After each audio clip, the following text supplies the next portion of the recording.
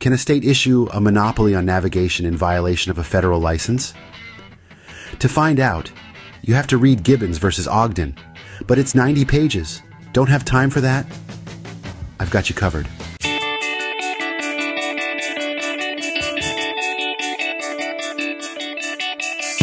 This is TLDR, where normally I cover New York Court of Appeals cases and try to do it in 5 minutes or less. But this is part of a limited series I'm doing on landmark Supreme Court cases. Cases that changed America forever.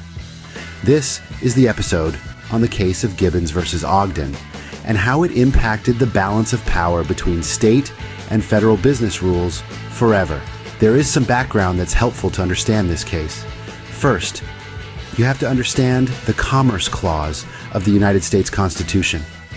In the United States Constitution, Article 1, Section 8, Clause 3 states that Congress has the power to regulate commerce with foreign nations, among states, and with the Indian tribes.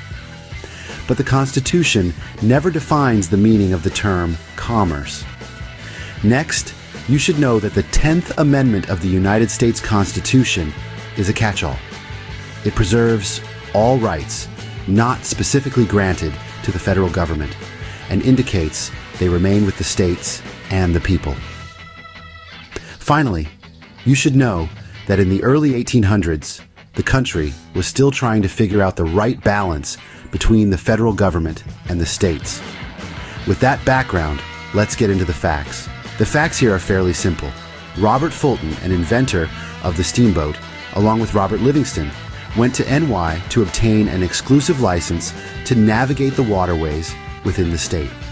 New York gave them the exclusive license, in essence, a monopoly. But then Gibbons sought to compete with the two Roberts. Gibbons challenged the New York law as unconstitutional. The dispute escalated to the Supreme Court. After intense deliberation, the court sided with Gibbons, an outcome that shocked many.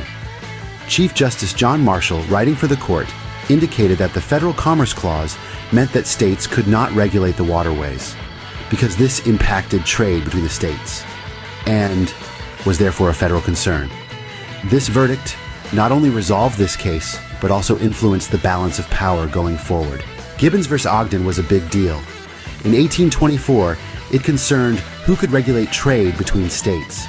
A court dispute unfolded between steamboat operator Thomas Gibbons, who held a federal license, and Aaron Ogden, who had a New York state monopoly. The result? The federal government was deemed more powerful in this regard, shifting our understanding of U.S. laws. The case significantly influenced economics, business, politics, and ongoing debates on federal power versus state rights. Essentially, the case of Gibbons versus Ogden helped shape the way we think about law and trade in America. If you like what you just saw and want to see more just like it, please hit like or subscribe to let me know.